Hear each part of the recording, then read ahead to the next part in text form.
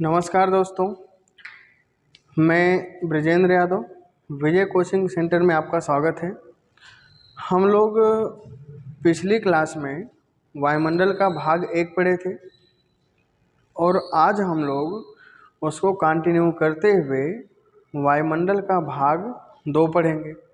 भाग 1 हमारा कंप्लीट हो गया था और भाग 2 में हम लोग आज उसकी पूरी विशेषताओं के बारे में पढ़ेंगे कि किस वायुमंडल के जो 5 भाग हैं, क्षोभ मंडल, समताप मंडल, मध्य मंडल, आयन मंडल और वायुमंडल, इन पांचों मंडलों की क्या विशेषताएं हैं, किसमें कौन सी क्रियाविधि होती है या कौन कौन से जो सवाल पूछे गए हैं, उन सभी चीज़ों को हम एक एक करके समझते हैं। अब इसमें से एक हम बनाते हैं फ्लो चार्ट, फिगर, और इस फिगर के माध्यम से ही सारी चीज़ों को समझने की कोशिश करते हैं। चलिए शुरू किया जाए। हमने आपको बताया था कि जो वायुमंडल का सबसे निचला भाग है, इस वायुमंडल के सबसे निचले भाग को हम लोग बोलते हैं क्षोभ मंडल। वायुमंडल के सबसे निचले भाग को हम लोग बोलते हैं क्षोभ मंडल और वायुमंडल के सबसे ऊपरी भाग को हम लोग बोलते हैं वायुमंडल। और बीच में हमारे 3 मंडल और आते हैं। जो मौसम संबंधी सभी घटनाएं होती हैं, ये सभी घटनाएं होती हैं हमारे क्षोभ मंडल में। मौसम संबंधी सभी घटनाएं होती हैं हमारे क्षोभ मंडल में। और अक्सर सवाल यहाँ से पूछा जाता है कि जो मौसम संबंधी घटनाएं होती हैं वो किस मंडल में होती हैं? क्षोभ मंडल में। और क्षोभ मंडल में होने का कारण क्या है? तो मौसम संबंधी घटनाओं का क्षोभ मंडल में होने का कारण है कि जो तापमान का वितरण है, तापमान का वितरण क्षोभ मंडल में असमान होता है। मतलब कहीं पर ऊंचाई अधिक, कहीं पर धरातल ऊंचा, कहीं पर धरातल नीचा, या इस तरीके से सवाल पूछे जाते हैं। देखते हैं इसमें, इसको हम मान लेते हैं सबसे नीचे धरातल। यहाँ पर इसको हम मान लेते हैं सबसे नीचे धरातल। धरातल मतलब पृथ्वी। यहाँ पर सबसे नीचे क्या है? धरातल, और धरातल मतलब पृथ्वी। और यहाँ से जब हम ऊपर चलेंगे तो हमको पहला मंडल मिलेगा और उस पहले मंडल को हम क्या बोलते हैं? क्षोभ मंडल। जो पहला मंडल मिलेगा यहाँ पर, इस पहले मंडल को हम क्या बोलेंगे? क्षोभ मंडल। और क्षोभ मंडल को इंग्लिश में हम लोग क्या बोलते हैं? ट्रोपोस्फेयर। क्षोभ मंडल को क्या बोलते हैं? ट्रोपोस्फेयर। क्षोभ मंडल से हम लोग ऊपर चलते हैं तो दूसरा मंडल यहाँ पर हमको मिलता है समताप मंडल। दूसरा मंडल यहाँ पर हमको क्या मिलता है? समताप मंडल। और तीसरा मंडल यहाँ पर है, इसको हम बोलते हैं आयन मंडल। जो तीसरा मंडल है, इस तीसरे मंडल को हम क्या बोलते हैं? मध्य मंडल। तीसरे मंडल को हम बोलते हैं मध्य मंडल। और इसके ऊपर 2 मंडल हमको और मिलते हैं, जिसमें से एक मंडल है जिसको हम बोलते हैं आयन मंडल, और एक मंडल है जिसको हम बोलते हैं वायुमंडल। तो यहाँ पर हमारा हो जाएगा आयन मंडल, आयन मंडल, और यहाँ पर हो जाएगा हमारा वायुमंडल। आयन मंडल और वायुमंडल। ठीक, समझते हैं इसको। सबसे नीचे हमारा कौन सा मंडल है? क्षोभ मंडल। क्षोभ मंडल के ऊपर चलेंगे तो समताप मंडल, समताप मंडल के ऊपर चलेंगे तो मध्य मंडल, और मध्य मंडल के ऊपर चलेंगे तो आयन मंडल, और सबसे ऊपर हमारा कौन सा मिलेगा? वायुमंडल। अब देखते हैं, जब हम धरातल से ऊपर चलते हैं तो यहाँ पर धरातल पर हम लिख देते हैं 0 किलोमीटर। मतलब सवाल पूछा जाता है ना कि किस मंडल का विस्तार कितने किलोमीटर की ऊंचाई तक है, तो जो क्षोभ मंडल है इसका विस्तार कहाँ से कहाँ तक है, तो क्षोभ मंडल का विस्तार 0 किलोमीटर से लेकर 18 किलोमीटर की ऊंचाई तक पाया जाता है। समताप मंडल है 18 किलोमीटर से लेकर 50 किलोमीटर की ऊंचाई तक पाया जाता है। मध्य मंडल का विस्तार 50 किलोमीटर से 80 किलोमीटर की ऊंचाई तक पाया जाता है और आयन मंडल का विस्तार 80 किलोमीटर से 640 किलोमीटर की ऊंचाई तक पाया जाता है और वायुमंडल का विस्तार 640 किलोमीटर से 1000 किलोमीटर की ऊंचाई तक पाया जाता है। एक बार फिर से समझते हैं इसको। अक्सर सवाल यहाँ से पूछता है कि किस मंडल का विस्तार कितने किलोमीटर की ऊंचाई तक है। तो यहाँ पर जो हमारा क्षोभ मंडल है वो धरातल से, मतलब जहाँ पर हम लोग खड़े हैं, स्थित हैं, रहते हैं, धरातल से जब हम 18 किलोमीटर की ऊंचाई तक चलेंगे तो हमको कौन सा मंडल मिलेगा, इसके बीच क्षोभ मंडल। क्षोभ मंडल से ऊपर चलेंगे मतलब 18 किलोमीटर से 50 किलोमीटर की ऊंचाई तक, तो दूसरा मंडल यहाँ पर हमको क्या मिलेगा, समताप मंडल। और समताप मंडल से ऊपर चलेंगे मतलब 50 किलोमीटर से 80 किलोमीटर की ऊंचाई तक, तो यहाँ पर हमको क्या मिलेगा, मध्य मंडल। और 80 किलोमीटर से ऊपर चलेंगे 640 किलोमीटर की ऊंचाई तक मतलब मध्य मंडल से ऊपर, तो हमको क्या मिलेगा, आयन मंडल। और आयन मंडल से जब हम ऊपर चलेंगे मतलब 640 किलोमीटर से 1000 किलोमीटर की ऊंचाई तक, तो यहाँ पर हमको क्या मिलेगा, वायुमंडल। और वायुमंडल से भी जब हम ऊपर चलते हैं तो यहाँ पर हमको एक मंडल और मिलता है, इसको हम बोलते हैं चुंबकीय मंडल। इसको हम क्या बोलते हैं, चुंबकीय मंडल। और चुंबकीय मंडल को हम इंग्लिश में क्या बोलते हैं, मैग्नेटोस्फेयर। चुंबकीय मंडल को क्या बोलते हैं, मैग्नेटोस्फेयर। ठीक, अब यहाँ से आगे देखते हैं। अक्सर सवाल पूछा जाता है कि किस मंडल में तापमान कैसा होता है, तापमान घटता है, तापमान बढ़ता है, तापमान स्थिर रहता है। तो इसमें देखते हैं कि जब हम क्षोभ मंडल में धरातल से ऊपर चलते हैं, समताप मंडल में नीचे से ऊपर चलते हैं, मध्य मंडल में इसी तरीके से करके हम आयन मंडल और वायुमंडल तक जाते हैं। तो जब हम क्षोभ मंडल में धरातल से ऊपर चलते हैं, ऊंचाई पर जाने पर क्षोभ मंडल में जो तापमान होता है, यहाँ पर तापमान को हम डिनोट करेंगे T से, और तापमान यहाँ पर क्या होता है, कम होता है। यहाँ पर T नेगेटिव का अर्थ क्या है, T मतलब टेम्परेचर और नेगेटिव मतलब तापमान ऊपर जाने पर क्या हो रहा है, कम हो रहा है।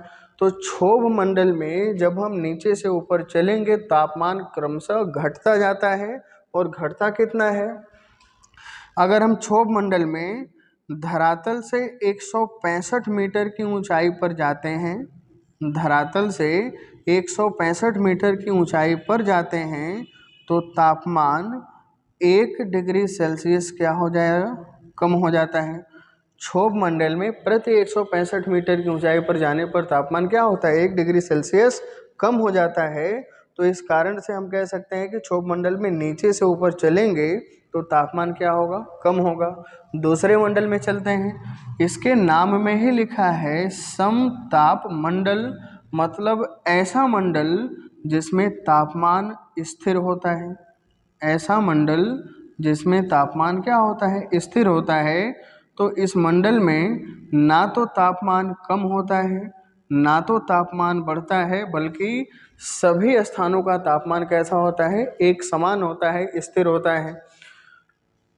इसी कारण से इस मंडल में कोई हलचल नहीं होती है, मौसम संबंधी कोई घटना नहीं होती है, या मंडल शांत होता है। इसलिए जो वायुयान वगैरह उड़ाए जाते हैं वो किस मंडल में उड़ते हैं या उड़ाए जाते हैं, समताप मंडल में।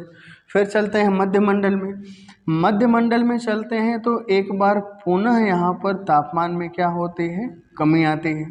मध्य मंडल में नीचे से ऊपर जाने पर तापमान में पुनः एक बार क्या होता है, कमी आती है। फिर आयन मंडल में चलते हैं, तो आयन मंडल में जब हम नीचे से ऊपर चलेंगे तो यहाँ पर तापमान में क्या होता है, वृद्धि होती है।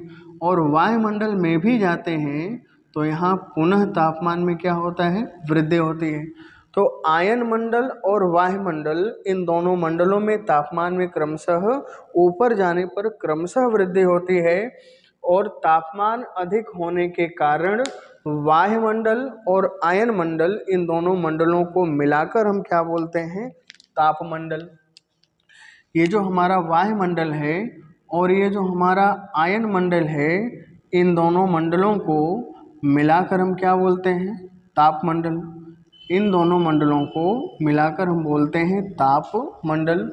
तो यहाँ पर लिख देते हैं वायुमंडल, वायुमंडल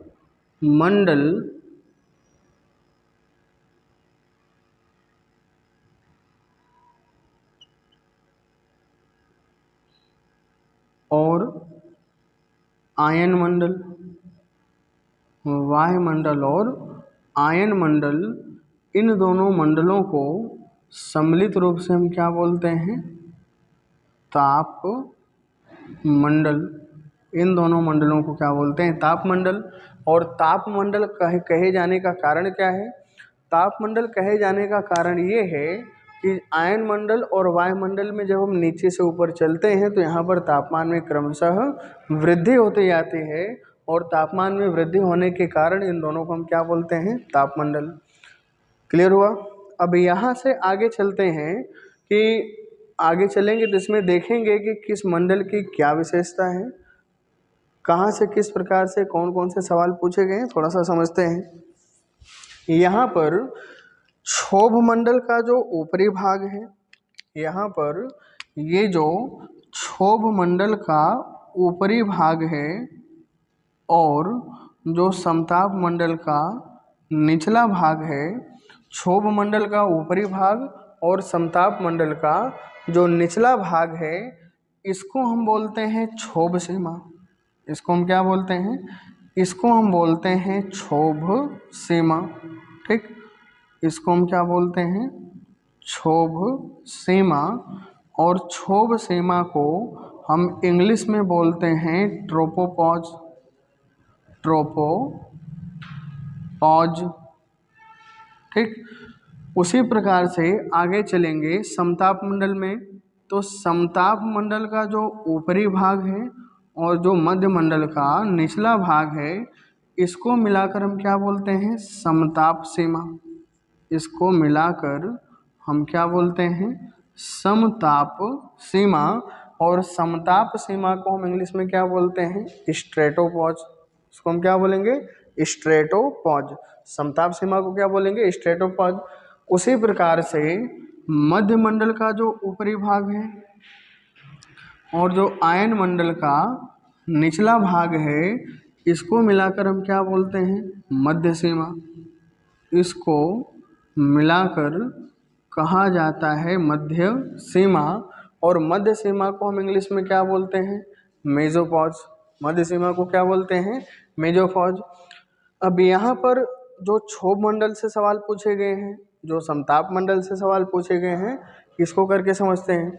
तो जो क्षोभ मंडल है, अगर आपसे पूछा जाए कि जो क्षोभ मंडल का नामकरण है, तो क्षोभ मंडल का नामकरण किसने किया था, तो अगर क्षोभ मंडल के नामकरण की बात की जाए तो एक वैज्ञानिक हुए थे जिनका नाम है टिजेरेंस डी बर्ट। इनका नाम है टिजेरेंस डी बर्ट। टिजेरेंस डी बर्ट नामक वैज्ञानिक ने क्षोभ सीमा का नामकरण किया था, और इन्होंने क्षोभ सीमा के ऊपरी भाग में बताया था कि क्षोभ मंडल का जो ऊपरी भाग क्षोभ सीमा है, टिजेरेंस डी बर्ट ने बताया कि जो क्षोभ सीमा है इसमें एक हवा चलती है, और इस हवा को हम क्या बोलते हैं, जेट स्ट्रीम। नाम आपने सुना होगा, जेट स्ट्रीम पवन। और ये जो जेट स्ट्रीम पवन है, यह एक प्रकार की पछुआ पवन है। यह एक प्रकार की पछुआ पवन है। इसकी गति बहुत तीव्र होती है, 200 से 300 किलोमीटर प्रति घंटा। और ये पवन चलती कहाँ पर है, तो ये पवन मुख्य रूप से चलती है क्षोभ सीमा में। और ये जेट स्ट्रीम की खोज भी किसने किया था, टिजेरेंस डी बर्ट ने। जेट स्ट्रीम की खोज किया था टिजेरेंस डी बर्ट ने, और क्षोभ सीमा का नामकरण भी किसने किया था? टिजेरेंस डी बर्ट ने। अब जो क्षोभ मंडल से सवाल अक्सर पूछे जाते हैं कि ऐसा कौन सा मंडल है जिसमें हम 165 मीटर की ऊंचाई पर जाते हैं तो तापमान 1 डिग्री सेल्सियस कम होता है, या 1 डिग्री सेल्सियस तापमान कम कितने मीटर की ऊंचाई पर होता है, या जो मौसम संबंधी घटनाएं होती हैं वो किस मंडल में होती हैं, या जो मौसम संबंधी घटनाएं होती हैं वो किस कारण से होती हैं। ये जो इत्यादि सवाल यहाँ से बने हैं, हम एक एक करके इसको थोड़ा सा समझने की कोशिश करते हैं। जैसे पहले हम ये समझते हैं कि जो मौसम संबंधी घटनाएं हैं वो होती क्यों हैं। जो मौसम संबंधी घटनाएं हैं ये होती क्यों हैं? तो मौसम संबंधी घटनाओं के अंतर्गत, मौसम संबंधी घटनाओं के अंतर्गत हम शामिल किसको करते हैं? तो मौसम संबंधी घटनाओं के अंतर्गत हम शामिल करते हैं जैसे हवा का चलना, हवा का चलना, आंधी तूफान का आना, आंधी तूफान का आना, आंधी तूफान का आना। इसी में चक्रवात प्रति चक्रवात का आना, चक्रवात प्रति चक्रवात का आना, चक्रवात प्रति चक्रवात का आना। वाष्पीकरण का होना, वाष्पीकरण का होना। बादल का बनना, बादल का बनना।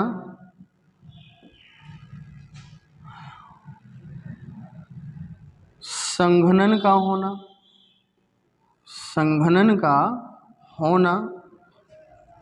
वर्षा का होना, वर्षा का होना। कोहरा का बनना, कोहरा का बनना या कोहरा का पड़ना। बिजली का चमकना, बिजली का चमकना, बिजली का चमकना। ये जो घटनाएं हैं, ये जो घटनाएं हैं, इन सभी घटनाओं को हम क्या बोलते हैं? मौसम संबंधी घटनाएं। और ये सभी मौसम संबंधी घटनाएं किस मंडल में होती हैं? क्षोभ मंडल में होती हैं। ये सभी मौसम संबंधी घटनाएं होती हैं क्षोभ मंडल में। और क्षोभ मंडल में होने का कारण क्या है? अब मेन टॉपिक पे आते हैं, हम लोग कारण समझते हैं कि ये सारी घटनाएं होती क्यों हैं। जैसे अगर आपसे पूछा जाए कि हवाएं क्यों चलती हैं, हवाएं क्यों चलती हैं, या हवाओं को चलाता कौन है? तो हवाओं को चलने के लिए उच्च वायुदाब, हवाओं को चलने के लिए उच्च वायुदाब और निम्न वायुदाब उत्तरदायी होते हैं। निम्न वायुदाब उत्तरदायी होते हैं। हवाओं के चलने के लिए उच्च वायुदाब और निम्न वायुदाब उत्तरदायी होते हैं। और हवाएं हमेशा चलती हैं उच्च वायुदाब से निम्न वायुदाब की तरफ। हवाएं हमेशा चलती हैं उच्च वायुदाब से निम्न वायुदाब की तरफ। कैसे चलती हैं थोड़ा सा समझते हैं। जहाँ पर तापमान अधिक होता है, जहाँ पर तापमान अधिक होता है, वहाँ की जो हवाएं होती हैं वो होंगी ठंडी। क्यों? तापमान अगर कम होगा, जहाँ पर तापमान कम होगा तो वहाँ की हवाएं होंगी ठंडी, क्योंकि वाष्पीकरण, तापमान कम होगा तो वाष्पीकरण होगा नहीं, और वाष्पीकरण होगा नहीं तो फिर हवाओं में नमी पर्याप्त मात्रा में बनी रहेगी। और जब हवाओं में नमी पर्याप्त मात्रा में बनी रहेगी तो हवाएं होंगी भारी, और जब हवाएं होंगी भारी तो हवाएं बैठेंगी नीचे। और उसकी तुलना में जहाँ पर तापमान अधिक होता है, जहाँ का तापमान अधिक होता है, वहाँ पर वाष्पीकरण अधिक मात्रा में होता है। और जब वाष्पीकरण अधिक मात्रा में होगा तो वहाँ की हवाएं होंगी हल्की, और जब हल्की होंगी तो वो धरातल को छोड़कर ऊपर उठने की कोशिश करेंगी, और जब ऊपर उठेंगी जहाँ से तो वहाँ का सरफेस या स्थान हो जाएगा खाली। तो उस स्थान को भरने के लिए जो बगल में उच्च वायुदाब होगा वहाँ से हवाएं चलना शुरू करेंगी। तो याद रखिएगा, हवाएं हमेशा कहाँ से कहाँ चलती हैं? उच्च वायुदाब से निम्न वायुदाब की तरफ, या कम तापमान से उच्च तापमान की ओर। जहाँ पर तापमान अधिक होगा वहाँ पर बनेगा निम्न वायुदाब, और जहाँ पर तापमान कम होगा वहाँ पर बनेगा उच्च वायुदाब। अब समझिएगा, अभी हमने बताया कि जब हम क्षोभ मंडल में नीचे से ऊपर चलते हैं प्रति 165 मीटर की ऊंचाई पर, तो तापमान में 1 डिग्री सेल्सियस की कमी आती है। तो अगर हम देखें, जो हमारा धरातल है वो धरातल सभी स्थानों पर तो एक जैसा है नहीं। कहीं पर समतल मैदान है, तो कहीं पर नीची घाटियाँ हैं, तो कहीं पर ऊंचे पर्वत हैं। तो जब यहाँ पर ऊंचाई एक समान नहीं है, ऊंचाई अलग अलग है, तो जाहिर सी बात है क्षोभ मंडल में तापमान का वितरण भी असमान होगा। और जब तापमान का वितरण क्षोभ मंडल में असमान होगा तो फिर जाहिर सी बात है हवाएं चलेंगी, बादल बनेगा, वाष्पीकरण होगा, मौसम संबंधी समस्त घटनाएं होंगी। और इसीलिए कहा जाता है कि जो मौसम संबंधी समस्त घटनाएं हैं वो किस मंडल में होती हैं? क्षोभ मंडल में। और मौसम संबंधी समस्त घटनाओं के होने का जो कारण है वह एकमात्र कारण है क्षोभ मंडल में तापमान के वितरण में पाई जाने वाली असमानता। तो यहाँ पर समझ लेते हैं, क्षोभ मंडल में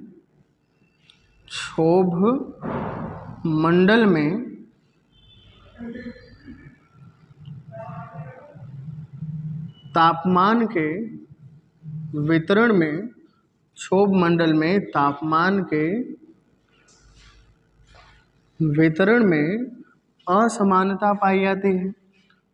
तापमान के वितरण में असमानता पाई जाती है, और असमानता पाई जाती है, और असमानता पाए जाने के कारण ही, असमानता पाए जाने के कारण ही जो होती हैं मौसम संबंधी घटनाएं, ये समस्त घटनाएं किस मंडल में होंगी? क्षोभ मंडल में होंगी।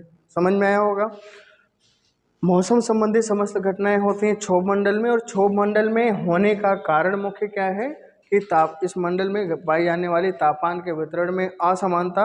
और इसीलिए कहीं पर बनता है उच्च वायुदाब, कहीं पर बनता है निम्न वायुदाब, और उच्च वायुदाब निम्न वायुदाब तब बनते हैं जब कहीं का तापमान अधिक होगा, कहीं का तापमान कम होगा, और इसीलिए ये सारी घटनाएं होती हैं। तापमान अधिक होगा तो वाष्पीकरण अधिक होगा, वाष्पीकरण अधिक होगा तो फिर बादल बनेंगे, बादल बनेंगे तो संघनन होगा, संघनन होगी तो फिर वर्षा होगा, वर्षा होगी तो फिर कहीं पर बिजली चमकेगी। तो ये सारी घटनाएं एक दूसरे से जुड़ी हुई हैं, और ये सभी घटनाएं किस मंडल में होती हैं? क्षोभ मंडल में। तो इसको आप वीडियो को पॉज करके इसको समझ लीजिएगा कि क्षोभ मंडल में मौसम संबंधी घटनाएं होती हैं। और मौसम हम बोलते किसको हैं? मौसम हम उसको बोलते हैं जो हमारे वायुमंडल में क्षण प्रतिक्षण परिवर्तन होता रहता है। मौसम हम उसको बोलते हैं जो क्षण प्रतिक्षण क्या होता है? परिवर्तन होता है। लेकिन जलवायु हम उसको बोलते हैं जो 10, 20, 30, 40 सालों में बदलता है, उसको हम क्या बोलते हैं? जलवायु। मौसम बहुत छोटे समय के लिए होता है, कम समय के लिए होता है, जो हमेशा क्या होता रहता है? चेंज होता रहता है। जैसे सुबह में सूर्योदय हुआ, सूर्य निकला, पता चला 1-2 घंटे के बाद बादल आ गया, बारिश होने लगी, हवा चलने लगी, तो इसको हम क्या बोलते हैं? मौसम पल पल बदलता रहता है। तो ये मौसम संबंधी घटनाएं किस मंडल में होती हैं? क्षोभ मंडल में। अब हम चलते हैं अगले मंडल में। जो हमारा अगला मंडल है उसको हम क्या बोलते हैं? समताप मंडल। और जो समताप मंडल है, यहाँ से खूब सवाल पूछे गए हैं कि समताप मंडल की खोज समताप मंडल की क्या विशेषता है, समताप मंडल का विस्तार कहाँ तक पाया जाता है। एक चीज़ और थोड़ा सा समझिएगा, मिस हो रहे थे, याद आ गया। ये जो क्षोभ मंडल है कहीं कहीं पर देता है इसकी ऊंचाई 18 किलोमीटर, कहीं कहीं पर देता है इसकी ऊंचाई 9 किलोमीटर। तो ये 18 या 9 का जो खेल है, माजरा है, थोड़ा सा इसको समझते हैं। आप ऐसे समझिएगा कि जैसे ये हमारी पृथ्वी है, ये हमारी पृथ्वी है और बीच में हमने खींच दिया 0 डिग्री अक्षांश, और ऊपर चलेंगे तो उत्तरी ध्रुव और नीचे चलेंगे तो दक्षिणी ध्रुव। यहाँ पर 0 डिग्री अक्षांश, ऊपर उत्तरी ध्रुव, नीचे दक्षिणी ध्रुव। जब हम 0 डिग्री अक्षांश पर होते हैं या जब विषुवत रेखा पर होते हैं तो यहाँ पर 12 महीने तापमान लगभग अधिक और एक समान होता है। जब यहाँ पर तापमान एक समान या तापमान अधिक होगा तो कहा जाता है कि विषुवत रेखा के ऊपर जब हम 18 किलोमीटर तक जाते हैं तो वहाँ पर क्षोभ मंडल का विस्तार कहाँ तक पाया जाता है? 18 किलोमीटर तक।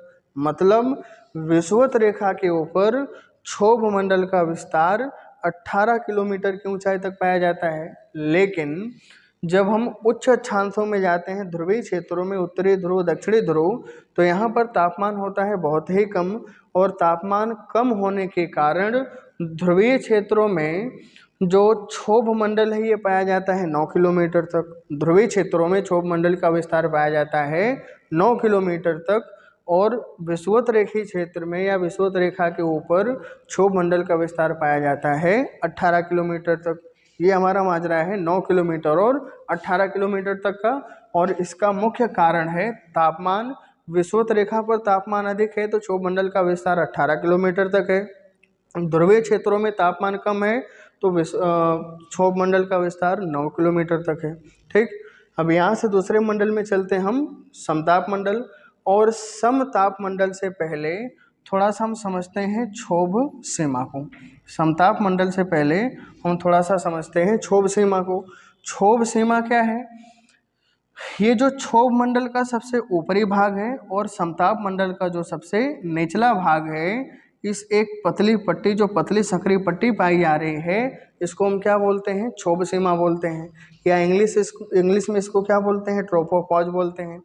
ये जो क्षोभ सीमा है इसकी भी खोज किसने किया था? टिजरेंस डी बर्ट ने किया था। जो क्षोभ सीमा है इसकी भी खोज किया था टिजरेंस डी बर्ट ने।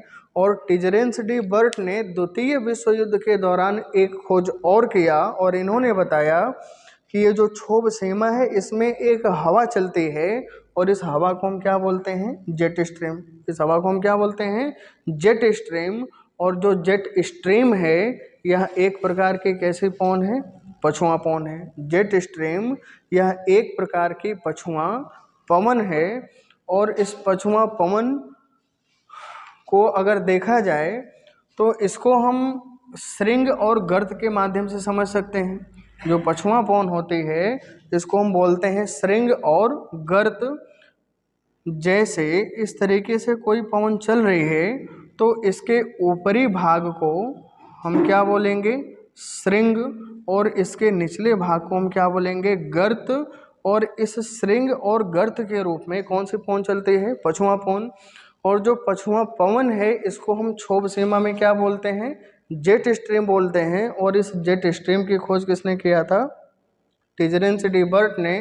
और इसकी खोज हुई थी सेकेंड वर्ल्ड वॉर के टाइम, द्वितीय विश्व युद्ध के समय। तो ये भी सवाल पूछा हुआ है कि ये जो जेट स्ट्रीम है इसकी खोज कब हुई थी? तो यहाँ पर लिख देते हैं द्वितीय विश्व युद्ध के दौरान इसकी खोज हुई थी। द्वितीय विश्व युद्ध के दौरान। और इसकी खोज किया किसने था? तो इसकी खोज किया था टिजरेंस डी बर्ट ने। इसकी खोज किया था टिजरेंस डी बर्ट ने। टिजरेंस डी बर्ट ने। तो टिजरेंस डी बर्ट से यहाँ पर दो तीन सवाल बनते हैं। जैसे क्षोभ सीमा का नामकरण किसने किया? टिजरेंस डी बर्ट ने। क्षोभ सीमा की खोज क्षोभ सीमा का विस्तार किसने बताया? टिजरेंस डी बर्ट ने। और इस क्षोभ सीमा में जेट स्ट्रीम की खोज किसने किया? टिजरेंस डी बर्ट ने। अब थोड़ा सा जेट स्ट्रीम को समझते हैं कि जेट स्ट्रीम कैसे पवन है? पछुआ पवन है। जेट स्ट्रीम जिस देश के ऊपर बहती है वहाँ पर कई प्रकार की मौसम संबंधी असमानताओं को देखने को मिलता है। जैसे जिस देश के ऊपर जेट स्ट्रीम का श्रृंग भाग होता है, जिस देश के ऊपर जेट स्ट्रीम का श्रृंग भाग होता है वहाँ पर तापमान अधिक होता है। वहाँ पर तापमान अधिक होता है। और जहाँ पर जेट स्ट्रीम का गर्त भाग होता है वहाँ का तापमान कम हो जाता है।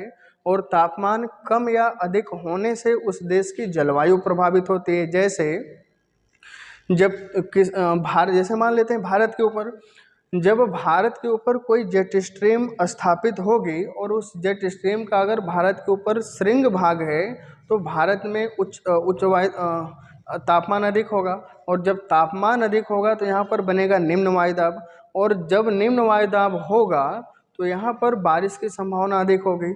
लेकिन अगर उल्टा हो जाए और भारत के ऊपर क्या स्थापित हो जाए, जेट स्ट्रीम का गर्त भाग, और गर्त भाग स्थापित होगा तो गर्मी होने के बावजूद या मई जून जुलाई का महीना होने के बावजूद भी यहाँ पर निम्न वायुदाब का क्षेत्र अच्छे से नहीं बन पाएगा, तापमान थोड़ा सा प्रभावित होगा, जिस कारण से यहाँ पर मानसून कमज़ोर पड़ जाता है। जिस साल ऐसी कंडीशन होती है उस साल भारत का मानसून कमज़ोर पड़ जाता है, जिस कारण से भारत में बारिश थोड़ा सा प्रभावित होती है या बारिश कम होती है। ये तो कहानी हो गई जेट स्ट्रीम की, टेजरेंसिटी बर्ड की। अब आगे इसमें चलते हैं, देखते हैं समताप मंडल को। और समताप मंडल में यहाँ से भी कई प्रकार के सवाल पूछे गए हैं। जैसे समताप मंडल में किस प्रकार के वायुयान उड़ाए जाते हैं, समताप मंडल की क्या विशेषता है, समताप मंडल में कौन सी परत पाई जाती है, तो ओजोन परत वगैरह सब पाए जाते हैं आपके समताप मंडल में। इसको थोड़ा सा समझते हैं।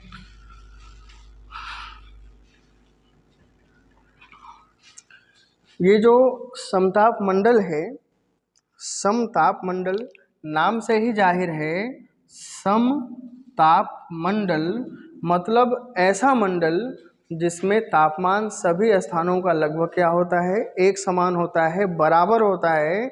इस मंडल में तापमान के वितरण में कोई असमानता नहीं पाई जाती है। तापमान एक समान होने के कारण यहाँ पर वायुयान उड़ाए जाते हैं, वायुयान उड़ाए जाते हैं। यहाँ पर जेट विमान उड़ाए जाते हैं, वायुयान उड़ाए जाते हैं, जेट विमान उड़ाए जाते हैं। क्यों? क्योंकि जब वायुमंडल स्थिर होगा, हवाएं नहीं चलेंगी, कोई मौसम संबंधी गतिविधि हलचल नहीं होगी, तो प्लेन आसानी से उड़ेंगे। लेकिन जब मौसम संबंधी कोई घटना होगी, मतलब आंधी तूफान जैसी कंडीशन होगी, मौसम खराब होगा, बारिश होगी, तो फिर उस कंडीशन में वायुयानों को उड़ाना थोड़ा सा मुश्किल होता है। इसलिए वायुयान कहाँ उड़ाए जाते हैं, समताप मंडल में। और क्षोभ मंडल से एक सवाल और अक्सर पूछा जाता है कि जो आपके हेलीकॉप्टर हैं, हेलीकॉप्टर या जो चिड़िया या पक्षी हैं, ये किस मंडल में उड़ाए जाते हैं, तो हेलीकॉप्टर हो गया, चिड़िया या पक्षी हो गया, ये दोनों उड़ाए जाते हैं आपके क्षोभ मंडल, ये उड़ते हैं क्षोभ मंडल में। लेकिन अगर वायुयान की बात करें तो ये उड़ता है किसमें, समताप मंडल में। अब देखते हैं समताप मंडल में एक परत पाई जाती है जिसको हम क्या बोलते हैं, ओजोन परत। समताप मंडल में एक परत पाई जाती है जिसको हम क्या बोलते हैं, ओजोन परत।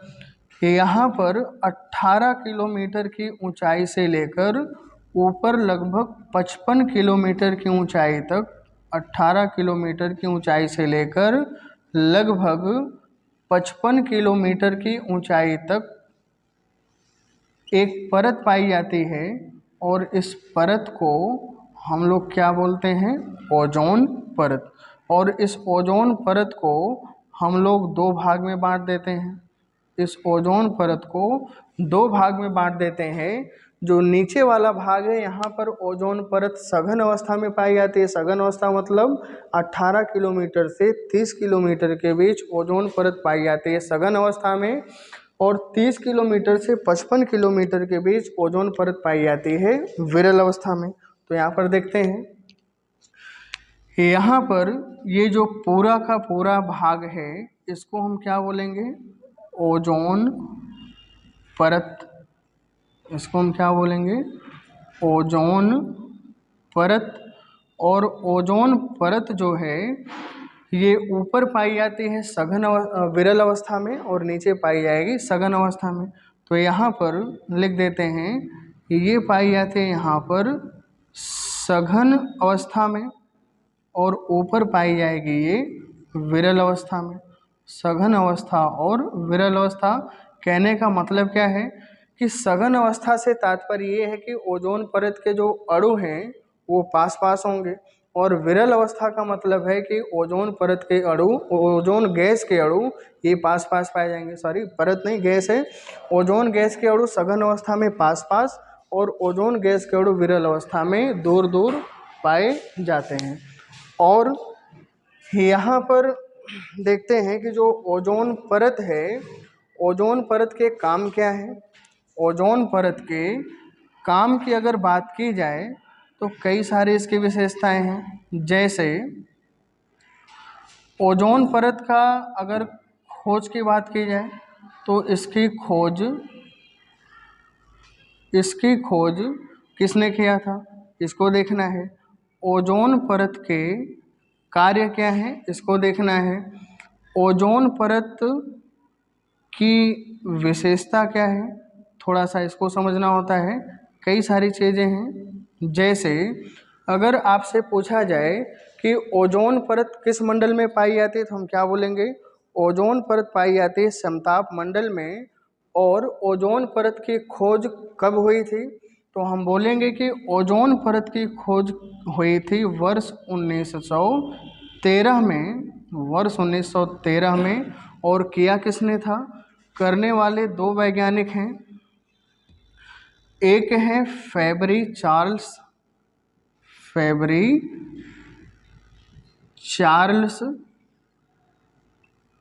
और दूसरे हैं हेनरी बोसोन। फेबरी चार्ल्स और हेनरी बोसोन, इन दोनों वैज्ञानिकों ने मिल करके वर्ष 1913 में ओजोन परत की खोज किया।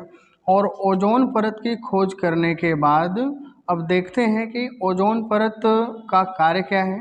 तो ओजोन परत के कार्य के बारे में अगर हम देखें तो इसका बस है तो बहुत सारे काम, लेकिन एग्जाम के दृष्टिकोण से एक सवाल यहाँ पर पूछता है कि जो सूर्य से आने वाली जो पराबैंगनी किरणें होती हैं, पराबैंगनी किरणों को और इसको हम क्या बोलते हैं, यूवी किरण। पराबैंगनी किरणों को हम क्या बोलते हैं, यूवी किरण। और यूवी किरण का फुल फॉर्म होता है अल्ट्रावायलेट रेज। और सूर्य से आने वाली पराबैंगनी किरणों को क्या करता है, अवशोषित करता है। पराबैंगनी किरणों को क्या करता है, अवशोषित करता है या करती है या परत। और पराबैंगनी किरणों को अवशोषित करके यह पृथ्वी पर जीव जगत की रक्षा करती है। अगर किसी कारणवश ओजोन परत में छिद्र हो जाए, ओजोन परत ना रहे और पराबैंगनी किरण अगर पृथ्वी पर आ जाए धरातल पर, तो ये पृथ्वी के वायुमंडल को, तापमान को बढ़ा देगी। और दूसरे, अगर ये किसी के स्किन पर पड़े तो यहाँ पर एक बीमारी ये उत्पन्न कर सकती है जिसको हम क्या बोलते हैं, चर्म कैंसर। ओजोन परत के ना होने पर कई सारी समस्याएं उत्पन्न हो सकती थी। अल्ट्रावायलेट जो किरण होती है, जब ये किसी के त्वचा पर पड़ती है तो इस कारण से चर्म कैंसर होने की संभावना होती है। और ओजोन परत की अगर बात की जाए तो ओजोन परत के मापन की इकाई क्या है। ओजोन परत के मापन की इकाई की बात की जाए तो ओजोन परत के मापन की इकाई को हम क्या बोलते हैं, डॉब्सन। ओजोन परत के मापन की इकाई को हम बोलते हैं डॉब्सन। और ओजोन परत का जो सूत्र होता है, या ओजोन परत को, ओजोन गैस का जो सूत्र होता है, इसको हम क्या बोलते हैं, O3। और जो O3 है यह ऑक्सीजन के 3 अणुओं से मिलकर बना होता है। O3 ऑक्सीजन के 3 अणुओं से मिलकर बनता है। ऑक्सीजन के 3 अणुओं से मिलकर बनता है, 3 अणुओं से निर्मित होता है। और एक चीज़ समझते हैं, और इसमें ये जो ओजोन परत है, इस ओजोन परत का एक सवाल और पूछता है कि क्षरण कैसे होता है। ओजोन परत का क्षरण कैसे होता है, तो यहाँ पर हम कह सकते हैं कि ओजोन परत का क्षरण होता है क्लोरोफ्लोरोकार्बन गैस से, क्लोरोफ्लोरोकार्बन गैस से। और क्लोरोफ्लोरोकार्बन गैस का शार्ट नाम हम क्या बोलते हैं, CFC। और CFC को हम क्या बोलते हैं, क्लोरोफ्लोरोकार्बन,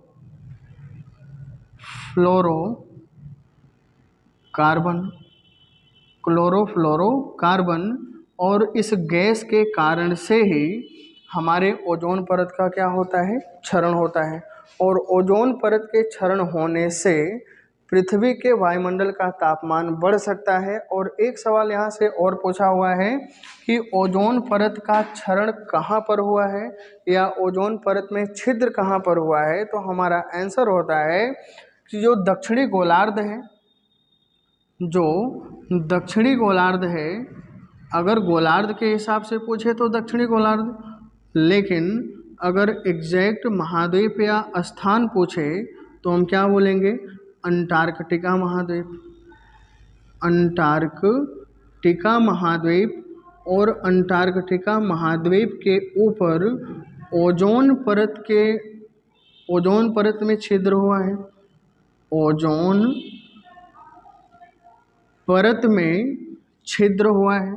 और यहाँ पर ओजोन परत में छिद्र से आशय ये है कि ओजोन परत की जो मोटाई है वो कम हुई है, कहाँ पर, अंटार्कटिका महाद्वीप के ऊपर। और इसका रीज़न क्या है कि पूरे विश्व में अधिक मात्रा में उत्सर्जित होने वाली कौन सी गैस, क्लोरोफ्लोरोकार्बन। और क्लोरोफ्लोरोकार्बन को हम क्या बोलते हैं, क्लोरीन, फ्लोरीन। इसका निर्माण किससे होता है, क्लोरीन, फ्लोरीन और कार्बन से। और जिसको हम शॉर्ट में क्या बोलते हैं, CFC। आज के लिए इतना ही। आज की क्लास में हमने 2 मंडल को देखा, और ये 2 मंडल कौन कौन से हैं, क्षोभ मंडल और समताप मंडल। अब एक पार्ट इसका हम लोग और बनाएंगे, और तीसरे पार्ट में फाइनली वायुमंडल को कंप्लीट करेंगे। और अगले वीडियो में हम लोग 3 मंडल कौन सा पढ़ेंगे, मध्य मंडल, आयन मंडल और वायुमंडल। तब तक के लिए जय हिंद, जय भारत।